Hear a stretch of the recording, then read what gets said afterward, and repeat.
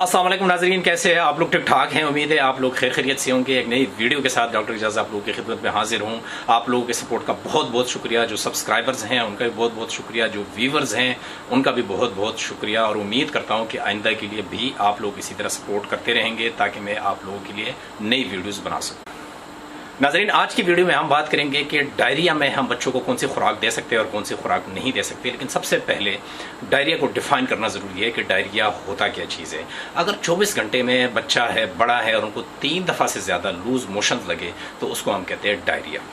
और डिहाइड्रेशन की कुछ कैटेगरीज होती है। एक कैटेगरी होती है जिसको हम कहते हैं नो डिहाइड्रेशन, एक कैटेगरी होती है जिसको हम कहते हैं सम डिहाइड्रेशन, और एक कैटेगरी होती है जिसको हम कहते हैं सीवियर डिहाइड्रेशन। सीवियर डिहाइड्रेशन के 6 अलामात होती है। पहले नंबर पे बच्चा कमजोर होगा या फिर बेहोश होगा। दूसरे नंबर पे हमने उनके पल्स देखनी है, पल्स या तो कमजोर होगी या फिर बिल्कुल एब्सेंट होगी। तीसरे नंबर पे हमने रिस्पिरेटरी सिम्टम्स देखने हैं कि कहीं बच्चे को सांस का मसला तो नहीं है। चौथे नंबर पे हमने उनके आइज देखनी है कि आइज उनकी बिल्कुल संकन होंगी, बिल्कुल अंदर की तरफ गई होगी डिहाइड्रेशन की वजह से। पांचवें नंबर पे हमने देखना है कि बच्चा या तो पानी कम पीता होगा या फिर बिल्कुल नहीं पीता होगा। छठे नंबर पे हमने उनका स्किन पिंच करना है, स्किन को पकड़ना है। सो स्किन आराम आराम से अपनी जगह पे वापस जाएगा। सो जिन बच्चों में ये 6 अलामात पाई जाती हैं उसको हम कैटेगराइज करते हैं कि इनको सीवियर डिहाइड्रेशन है। सो ऐसे बच्चे को घर पे ट्रीट नहीं करते, इनको फौरन पीडियाट्रिशियन को कंसल्ट करना चाहिए। दूसरी कैटेगरी है सम डिहाइड्रेशन। सो सम डिहाइड्रेशन का मतलब ये है कि कोई खतरे की अलामत नहीं है लेकिन कुछ अलामत बच्चे में ऐसी है कि जिसकी वजह से वो डिहाइड्रेटेड है। सबसे पहले नंबर पे है कि बच्चा बिल्कुल इरिटेबल होगा। इरिटेबल का मतलब ये कि उसमें चिड़चिड़ापन होगा। दूसरे नंबर पे उनके आइज होंगी, संकन आइज होगी डिहाइड्रेशन की वजह से।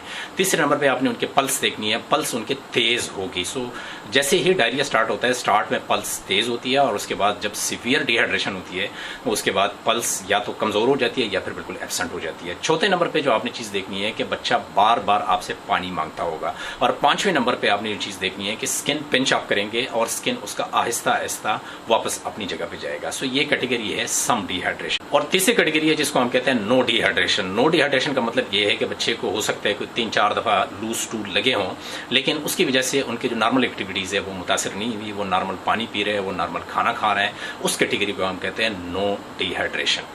और अब हम बात करेंगे कि डायरिया के दौरान बच्चों को कौन सी खुराक देनी चाहिए और कौन सी खुराक नहीं देनी चाहिए।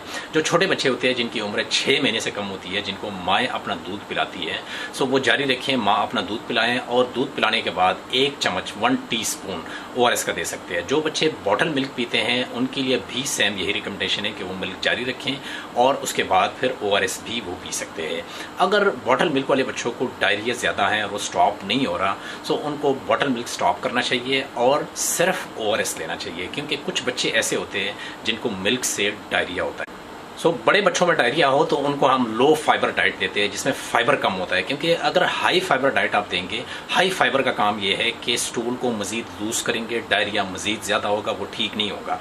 लो फाइबर डाइट देंगे, लो फाइबर डाइट का मतलब ये है कि उनका जो स्टूल है उनको हम फर्म करते हैं, डायरिया स्टॉप हो जाता है। सो उसमें एक फार्मूला आप लोग याद रखें, उसको हम कहते हैं BRAT, BRAT।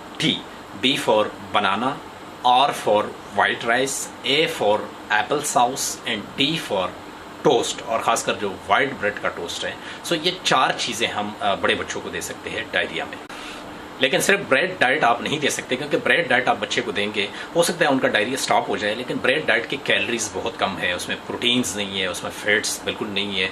सो ब्रेड डाइट से डायरिया तो स्टॉप हो सकता है लेकिन बच्चा बहुत ज़्यादा कमज़ोर हो जाएगा। सो रिसेंट जो रिकमेंडेशंस है वो यही है कि ब्रेड डाइट के अलावा आप बाकी चीज़ें भी दे सकते हैं। लाइक आप वेजिटेबल्स सारी दे सकते हैं, लेकिन वेजिटेबल्स को आपने फ्राई नहीं करना। बॉइल्ड वेजिटेबल्स आप सारी दे सकते हैं, सारे फ्रूट्स आप दे सकते हैं, मीट आप दे सकते हैं जिसमें फैट्स बहुत ज़्यादा ना हो, लाइक बीफ। सो बीफ में परसेंटेज फैट्स की कम होती है। जो खुराक हम बच्चों को डायरिया में नहीं दे सकते उसमें सबसे पहले नंबर पे है फ्राई चीज़ें या फास्ट फूड्स। सो फ्राई चीज़ों में या फास्ट फूड्स में का मसला ये होता है कि उसमें होते हैं ट्रांस फैट्स, होते हैं एडिशनल फैट्स होते हैं। एडिशनल फैट्स होने की वजह से वो खाना उनसे सही हजम नहीं होगा, डायरिया स्टॉप नहीं होगा बल्कि मज़ीद ख़राब होगा। दूसरे नंबर पे जो चीज़ हम नहीं दे सकते वो है डेयरी प्रोडक्ट्स। डेयरी प्रोडक्ट्स में हम मिल्क या योगर्ट तो दे सकते हैं लेकिन चीज़ और बटर बिल्कुल नहीं देंगे। तीसरे नंबर पे जो चीज़ मना है डायरिया में वो है शुगर ड्रिंक्स। शुगर ड्रिंक्स जितने भी है मार्केट में जो अवेलेबल है, जो हम पीते हैं, वो ड्रिंक्स बिल्कुल मना है। उसकी वजह यह है कि उन ड्रिंक्स में सिर्फ शुगर है, लेकिन बाकी जो मिनरल्स है वो उसमें नहीं है, इसीलिए हम शुगर ड्रिंक्स डायरिया में मना करते हैं। नाजरीन, उम्मीद है आप लोगों को ये वीडियो पसंद आई होगी। इजाज़त चाहता हूँ, अल्लाह हाफ़िज़।